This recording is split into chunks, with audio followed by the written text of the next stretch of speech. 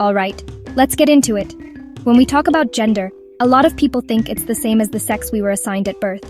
You know, doctor says it's a boy, or it's a girl. But that's just part of the story.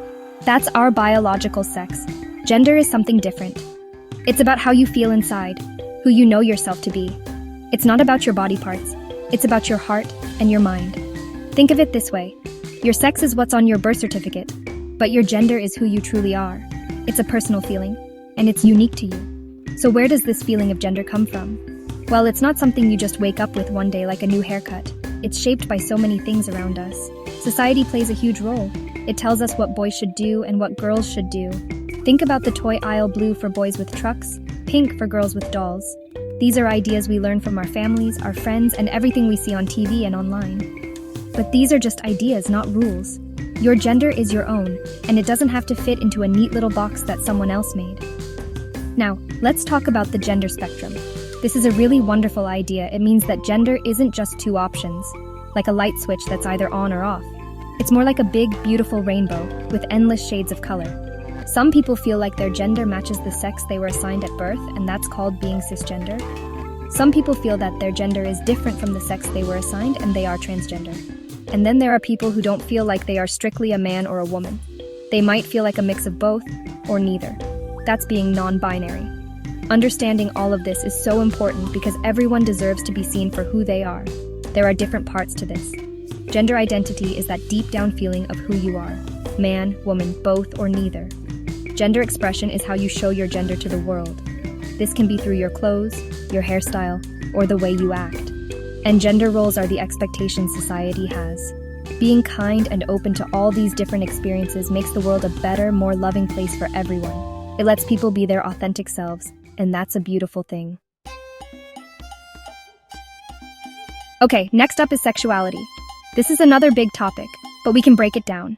Sexuality is all about who you are attracted to. It's about who you have romantic feelings for, who you love, and who you might want to build a life with. It's a huge part of being human.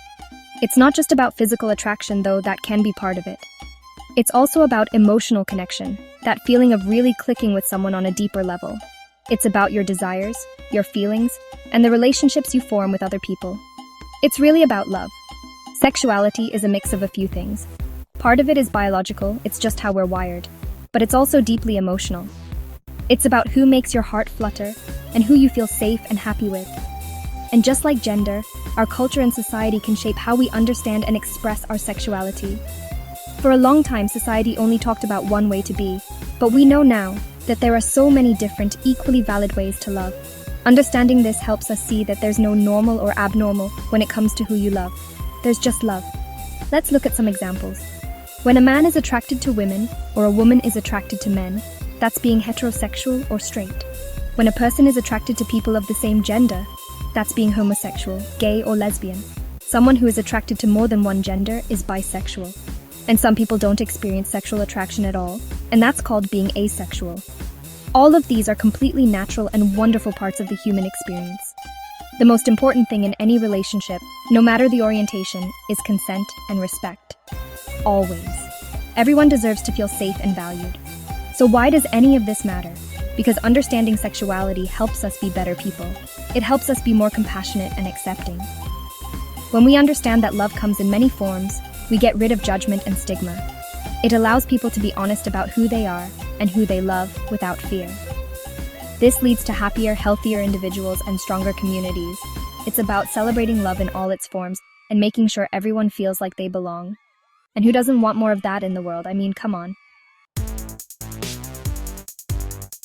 Now, let's talk about marriage. For a long time, marriage was seen in a very specific way. But things are changing, and that's a good thing. Today, we understand that marriage is a beautiful union between two people who love each other and want to commit to one another. It can be a legal contract, recognized by the government, which gives the couple certain rights and protections. But it's also a social and emotional partnership. It's about promising to be there for each other through the good times and the tough times. It's a team. There are so many different kinds of marriage around the world. Most of us are familiar with monogamous marriage, where two people commit to each other exclusively. In some cultures, there's polygamous marriage, where a person might have more than one spouse. Some marriages are arranged by families, while others are based on romantic love. where two people find each other on their own. Marriages can also be religious ceremonies in a church or temple, or they can be civil ceremonies at a courthouse. There's no single right way to do it. The most important thing is the commitment between the people involved. So what's the point of getting married? Well, it serves a lot of functions. Legally, it often gives couples rights related to things like inheritance, healthcare decisions, and taxes.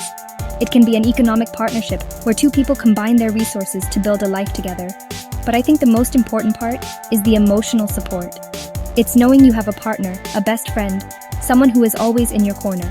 It's about creating a family, whether that includes children or just the two of you, and building a home filled with love and support. The idea of marriage has really grown and evolved, and that is fantastic. We've moved beyond rigid, traditional definitions. Today, we know that marriage is for any two people who love each other and want to make that commitment. It's a declaration of love and a promise to build a future together. It's a partnership based on trust, respect, and a whole lot of love. And celebrating that commitment, no matter what it looks like, is something we can all get behind. Love is love after all. So, we've talked about gender, sexuality, and marriage. Now let's see how they all connect, because they don't exist in separate bubbles. They influence each other in big ways. Think about gender roles in a marriage. Traditionally, society had very strict ideas. The husband went to work, and the wife stayed home. These roles were based on gender, not on what the individuals were actually good at or wanted to do. This created a lot of pressure and limited people's potential. It put them in boxes they didn't necessarily fit in. But as our understanding of gender grows, these old rules are fading away. When we see gender as a spectrum, we realize that anyone can be a provider, and anyone can be a nurturer. A marriage can be a partnership of true equals, where responsibilities are shared based on skills and desires, not gender. A husband might be an amazing stay-at-home dad, and a wife might be a brilliant CEO. When we let go of outdated gender roles, we allow people in a marriage to be their whole, authentic selves, which makes for a much stronger and happier partnership. Sexuality also plays a huge role in this. For so long, marriage was defined as being only between a man and a woman. This excluded millions of people from having their love and commitment recognized. But as we've become more accepting of different sexual orientations, we've opened the doors of marriage to everyone. The fight for marriage equality was all about this, ensuring that any two people who love each other have the right to get married. This acceptance makes our society more just and loving. It tells people that their love is valid and celebrated. Ultimately, when we embrace diversity in gender and sexuality, we create a world where relationships, including marriage, can be healthier and more honest. People can build partnerships based on love, respect, and true compatibility, not on outdated social expectations. When you can be yourself and love who you love without judgment, you can build a more joyful life. And that's what it's all about. Being kind, being open, and celebrating the beautiful, diverse ways people find happiness and love. It's as simple as that.